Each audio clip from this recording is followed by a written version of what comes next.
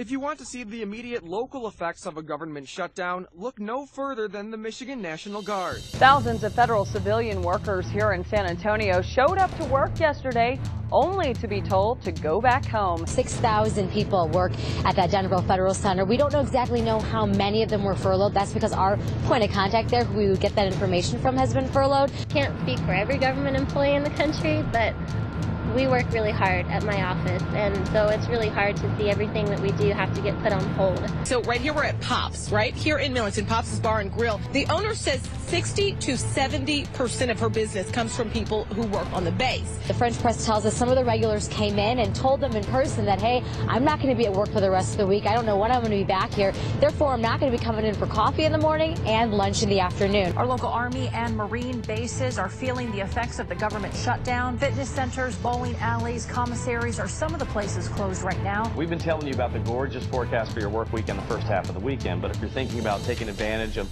the warm sunshine and maybe one of the local parks, you got to make sure you keep this in mind. Closed signs popped up around the metro area yesterday at popular tourist sites.